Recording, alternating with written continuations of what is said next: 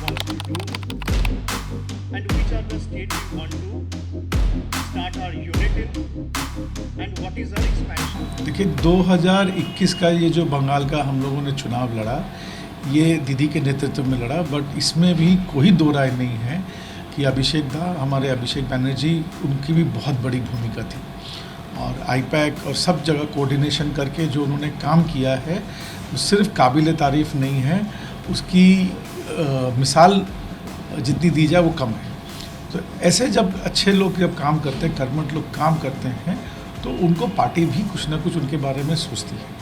अब मुझे लगता है कि ये जो उनका पदोन्नति हुई है, ये बहुत देरी से हुई है, बहुत पहले किया जाना चाहिए, क्योंकि उनके ऊपर वो हर बार, वो आदमी कितनी बार अग्नि परीक्षा देगा, वो हर बार उसने खरा सोना है, कसौटी पे खरा उतरता है, मगर हर बार उसके सामने एक सवाल लगा दिया था। और इस बार जो उसने रिज़ल्ट दिया, उसने अपने सारे विरोधियों को, पार्टी के जो कोई भी अगर अंदर भी आवाज़ होते या बाहर भी आवाज़ होती, सबका मुंह एक साथ बंद कर दिया।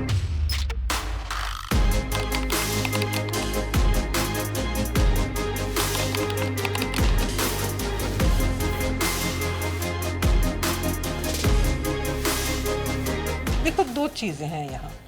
एक तो कि अभिषेक बैनर्जी इस स्तर पर पहुँचा कैसे, और दूसरा है उसको क्यों ये जगह दिया गया।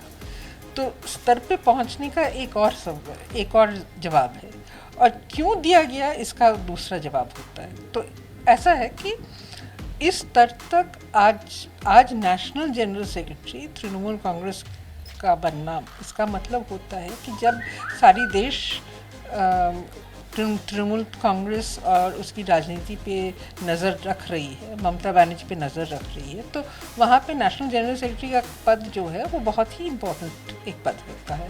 और वहाँ परिचय होना, एक परिचित चेहरा चाहिए, और ये जो परिचय अभिषेक बैनर्जी का हुआ है, ये सिर्फ इस इलेक्शन के दौरान हुआ है। और इस इलेक्शन में नरेंद्र मोदी और अमित शाह दोनों ने मिलके इतना उसके बारे में प्रचार किया है कि सारा देश और सारी दुनिया अब अभिषेक बैनर्जी को जानती है। और जानती है तो इसका मतलब ये भी होता है कि उसके बारे में क्यूरियोसिटी भी है। तो अब उसको नेशनल सेक्रेटरी बनाने में एक ऑटोमेटिकली उसका एक जगह बन चुका है नेशनल पॉलिटिक्स में हो या परिचय के हिसाब से हो, उसका एक जगह बन चुका है। और वहाँ उसको अपॉइंटमेंट देना बहुत ही सेंसिबल और पॉलिटिकली एफिशिएंट, यानी कि कम खर्चे में एक काम हो गया।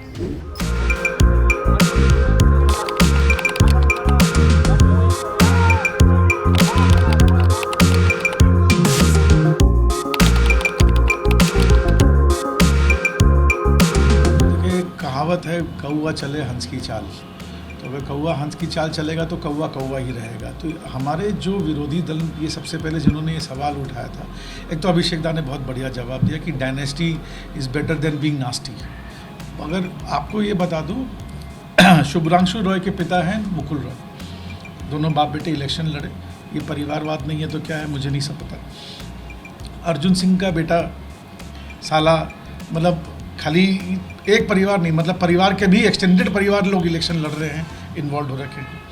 शुभेंदु अधिकारी जी खुद, पूरा अधिकारी परिवार जो है, आज से नहीं सालों से पूरा परिवार जो है उस इलाके से चुनाव लड़ता है। कोई एमएलए है, कोई एमपी है, पिता भी एमपी है, वो भी। तो मैं करूं कुछ, बोलूं कुछ, इस तरह की राजनीति आप तृणमूल में थे कि तब तक ये परिवारवाद आपको भा रहा था। तृणमूल छोड़ते ही आपको परिवारवाद नहीं भा रहा है। तो ये दोगली राजनीति जो लोग कर रहे हैं, सबसे पहले तो उनको जनता को जवाब देना चाहिए। दूसरा, मुझे लगता है काबिलियत पे हम जाएं, हमारे परिवारवाद पे न जाएं। काबिलियत अगर है, अगर परिवार का भी है, तो उस बच्चे को भी आगे बढ़ाना चाहिए।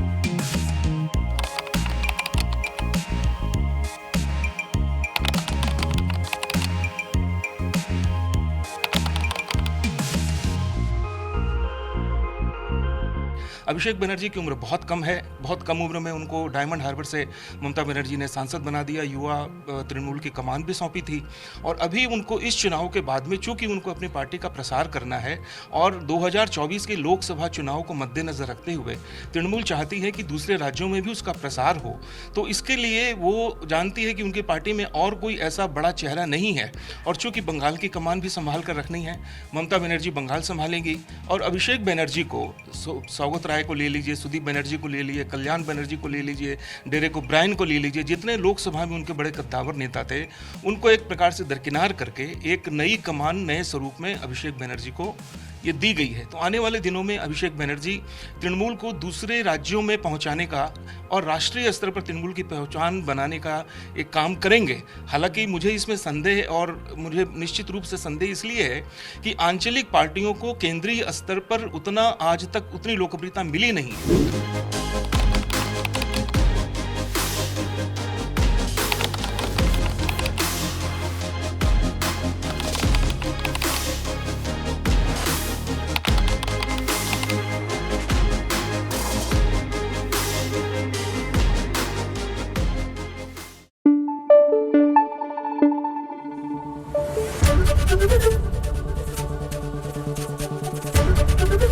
एबीपी न्यूज आपको रखे आगे।